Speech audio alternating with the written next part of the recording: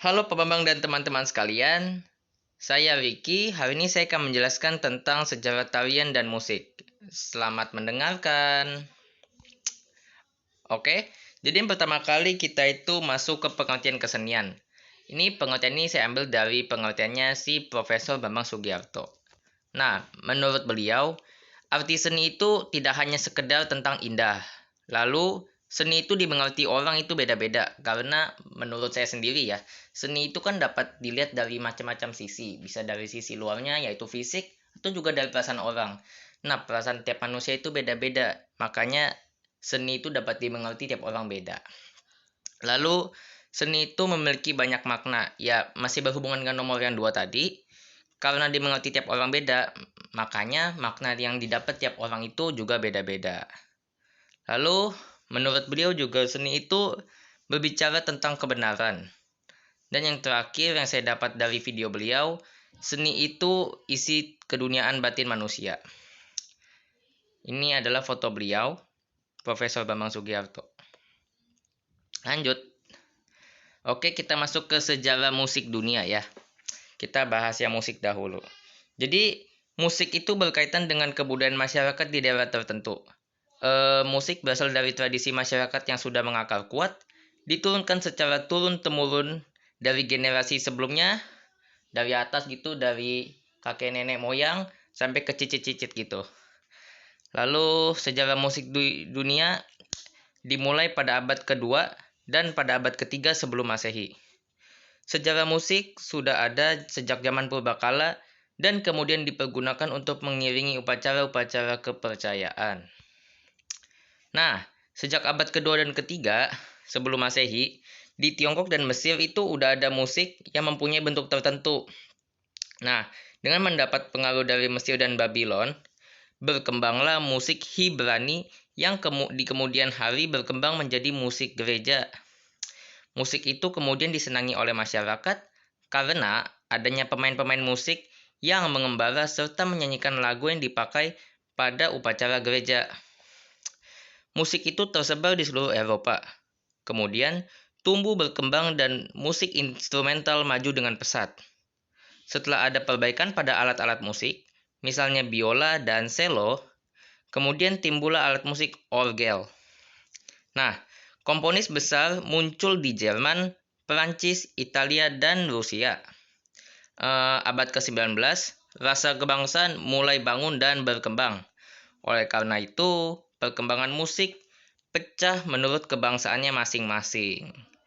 Meskipun pada permulaannya sama-sama bergaya romantik.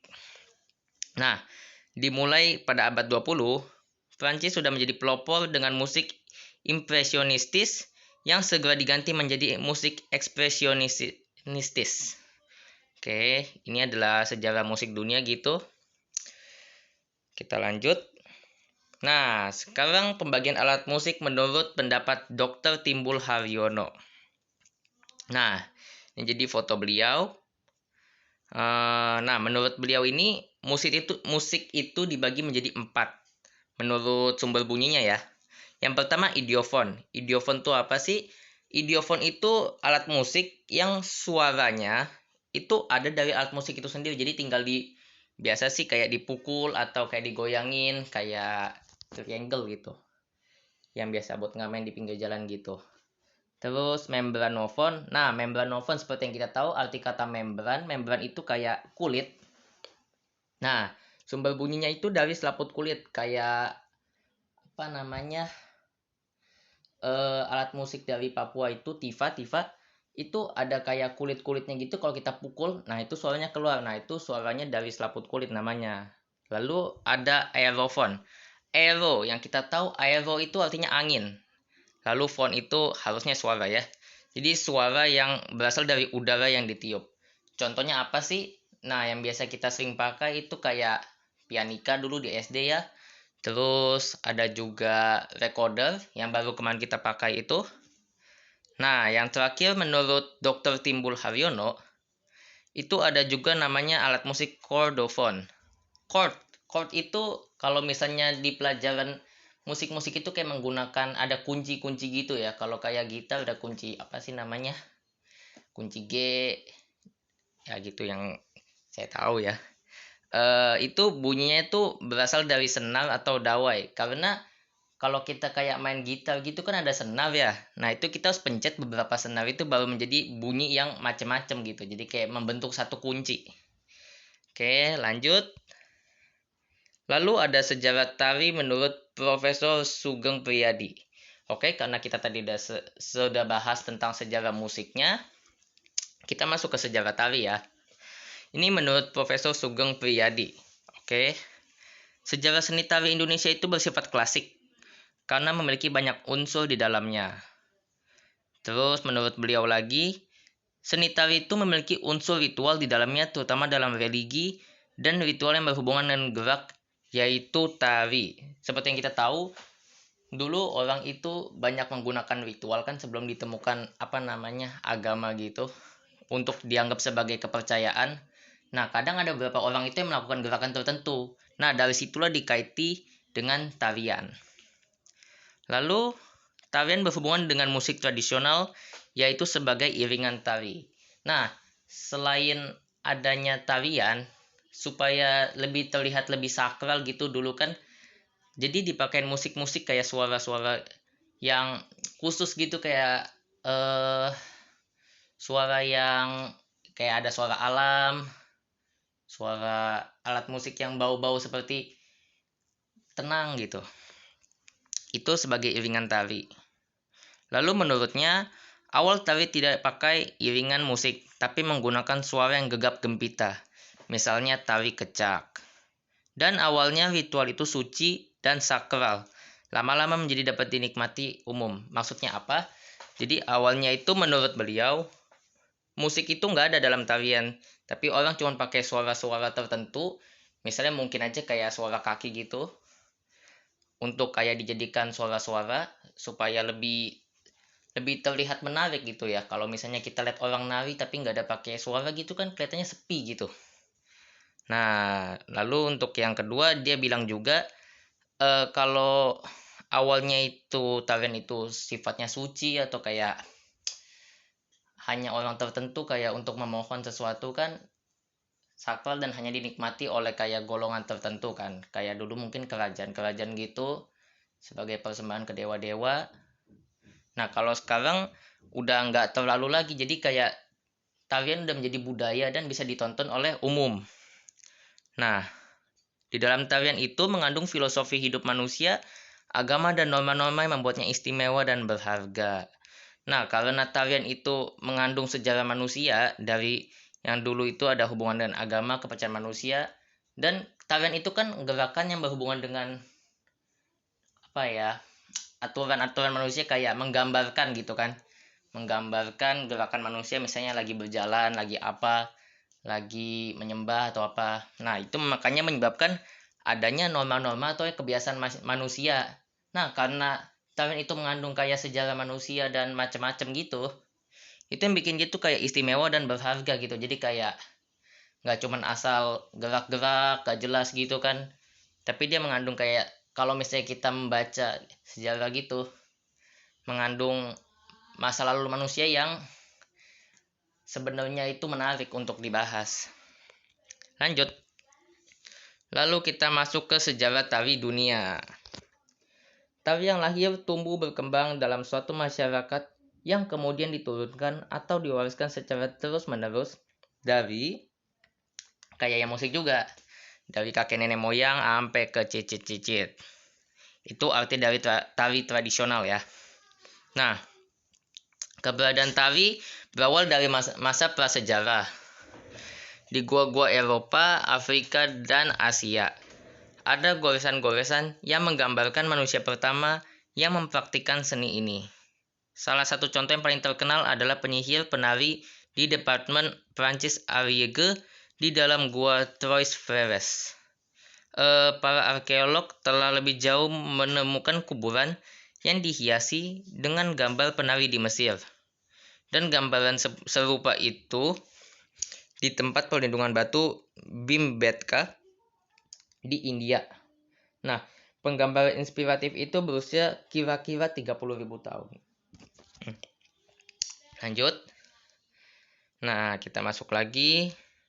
Lukisan-lukisan gua ini terutama berharga bagi para sejarawan seni. Namun, karena tarian yang digambarkan terdiri dari gerakan-gerakan abstrak, itu mengungkapkan arti tepatnya merupakan ilmu yang rumit. Ya, karena untuk mengerti sebuah gerakan itu kan agak sulit sebenarnya ya. Apalagi cara hidup manusia lama dan manusia modern tuh berbeda kan. Nah, sejak manusia pertama belum menciptakan bahasa, mereka berkomunikasi melalui gerakan tubuh. Para suku mengembangkan sistem gerak tarian untuk mengenali anggota-anggotanya. Setiap orang yang tidak mengetahui rutinitasnya akan disambut dengan kurang ramah. Sekitar 4000 sebelum Masehi, kita menemukan bukti teknik tari awal. Manusia mengembangkan tarian kepercayaan dengan memasukkan gerakan-gerakan seperti berpencar, tarian ensemble, dan berputar-putar. Para penari itu membuktikan gerakan yang simetris dan desain koreografi yang belum sempurna. Tren tarian menjadi anggun dan harmonis. Oke, itu sekilas sejarahnya. Lalu kita masuk ke menurut Profesor Dr. Haji E.N. Herdiani. Nah, menurut beliau, sejarah tari masa prasejarah itu ciri khasnya ada 5. Yang pertama itu tempatnya dipilih atau suci gitu kan. Misalnya mata air, sawah, perempatan jalan, gua, pura, pendopo, kuburan, bubes, jauh, dan embikawane. Nah, kenapa sih harus tempatnya suci seperti yang tadi saya bilang? Karena dulu itu kan dianggap tarian itu untuk melakukan ritual tertentu. Jadi untuk melakukan ritual supaya dikabulkan oleh dewa-dewa yang dulu manusia percaya, dianggap harus tempat yang suci. Oke, kita lanjut. Nah, waktu yang dipilih juga suci karena ada maksud dan tujuan tertentu. Misalnya, bulan purnama keempat, sebelum menanam padi, terus saat atau setelah panen, atau saat kemarau panjang juga, dan saat musim penyakit. Pelaku tarian ini juga khusus. Yang pertama itu, dia itu komunal untuk kebutuhan masyarakat umum. Lalu yang kedua itu pelakunya ada yang hadir atau sebagai peserta tarinya. Lalu selalu ada dukun laki atau perempuan. Ya dukun ini kan untuk ritual ya. Ini kan prasejarah biasa seperti yang tadi ritual-ritual gitu. Jadi biasanya masih percayakan dukun-dukun gitu, barang-barang magis. Lalu yang keempat, orang yang dianggap suci itu kalau misalnya perempuan itu yang sedang tidak menstruasi. Jadi ada orang yang dianggap suci untuk sebagai ritualnya gitu. Lalu dalam ritual kan biasa ada sesaji atau sesajen ya biasa orang bilang ya. Nah, yang dipersembahkan dalam upacara keagamaan yang dilakukan secara simbolis yang tujuannya berkomunikasi dengan kekuatan gaib. Ya sesaji itu kayak kita kasih makanan ke dewa gitu supaya dewa datang ambil makanan kita terus kayak kita nanya kita minta sesuatu dewanya ya gua kasih deh. Oke, sip. Udah gitu. Jadi kayak timbal balik lah. Kita kasih sesaji. Lalu ciri khasnya lagi karena ini masa prasejarah dan ritual, maka tidak semua bisa menonton atau tidak ada penonton. Yang bisa ikut itu hanya yang merupakan bagian dalam ritual itu ya, yang boleh ikut. Jadi kayak misalnya bagian dukun ya harus ikut, gak mungkin dia nggak ikut. Kalau misalnya bagian penonton umum, kayak misalnya anggap masyarakat biasa mau nonton itu gak bisa, karena dianggap kan suci kan sakral. Lanjut. Kita masuk lagi ke tempat ritual masa prasejarah. Menurut Bu EN. Yang pertama ada menhir, waruga, dolmen, kubur batu, arca, sarkofagus, dan punden berundak-undak. Dolmen ini yang menurut saya tahu, dolmen itu kayak meja batu gitu. Zaman dahulu kan nggak ada yang belum ada yang bisa bikin meja. Jadi dia tuh bikin kayak manusia membuat kayak batu disusun-susun, terus bikin kayak meja gitu. Oke, terus kayak ada juga kubur batu kan, orang kayak bikin ritual di kubur batu, mungkin kayak misalnya habis ada yang meninggal gitu ya. Arca juga kayak kubur batu, cuman kalau arca itu lebih ke kalau misalnya orang itu tempat bener-bener dibentuk seperti bentuk manusianya, lu kalau misalnya ada mayat itu tinggal dimasukin gitu kalau yang saya tahu. Lanjut. Lalu ada contoh tari dan ritual ini yang di Indonesia ya. Menurut Bu EN. Pertama, kalau ritual itu contohnya menurut beliau ada upacara Rantu Bolo dari Toraja, lalu ada upacara Tiwak dari suku Dayak, upacara kematian dan perburuan dari Irian, dan upacara Ngaben dari Bali. Lalu tarinya menurut beliau, yang pertama itu ada Bang Barongan, ada Berokan, Kuda Lumping, Sintren, Sangyan Dedari dari Bali, Ngalaksa dari Sumedang, dan Hudok dari Kalimantan. Oke, nah ini kan setelah kita menonton yang tadi gitu, bahas-bahas sejarah tari, sejarah musik. Nah, sekarang saya kan mengamati juga gitu, kayak membuktikan dari kata-kata yang profesor-profesor tadi. Nah, menurut pengamatan saya, ini kan saya ambil dari vlog dosen STSI yang Denpasar. Ini cuman tariannya saya ambil yang tarian Belibis. Soalnya kalau di YouTube saya search vlog dosen STSI Denpasar itu paling atas tari Belibis. Jadi menurut saya mungkin biasa kalau YouTube munculkan kan paling atas berarti yang paling menarik kan. Jadi saya ambil yang tari Belibis. Nah, tari Belibis ini menurut saya itu dia itu menggunakan suara seperti gamelan. Oh ya, tari Belibis itu tarian dari Bali ya. Nah, dia menggunakan suara seperti gamelan. Lalu menurut saya juga yang saya dengar dan saya lihat itu tari Belibis itu menggambarkan suasana alam yang tenang. Itu dia ada campuran gerakan seperti burung belibis, karena yang kita tahu sendiri nama belibis itu bukan belibis cabai ya. Belibis itu nama burung belibis. Lalu tariannya itu sekitar 8 menit, karena dari videonya yang saya nonton itu 8 menit lewat 8 detik. Nah, jadi menurut saya sih pengamatannya segitu. Oh iya, sama satu lagi. Hubungannya sama yang pembuktian si profesor itu, saya anggap iya itu benar. Karena tarian kayak budaya-budaya gini tuh ada hubungan dengan masa lalu kan. Cuman bukan ritual lagi, lebih ke penampilannya doang supaya mengingat budaya masa lalu dan kita kembangkan gitu kan. Nah, hubungannya apa sih?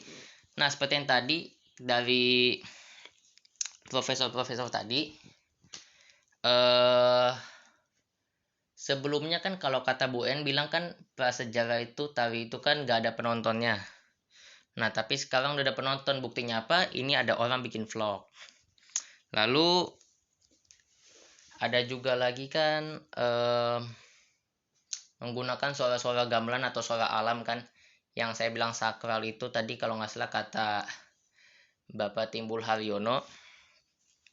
Itu katanya awalnya kan sakral udah menjadi tidak terlalu sakral alias buat jadi tontonan masyarakat. Nah, itu menurut saya itu benar juga, karena ya kalau misalnya sampai terlalu sakral gitu nggak mungkin kita bisa dapat menonton gitu dari videonya. Karena kan kalau misalnya terlalu sakral gitu, kalau misalnya dianggap video kan dianggap kan sebagai gak sopan gitu kan, lagi mempersembahkan kepada dewa, tapi kita malah pakai buat tontonan umum. Kayak itu sekian sih yang saya dapat dari pengamatan. Lalu ya udah segitu aja sih saya punya penjelasan.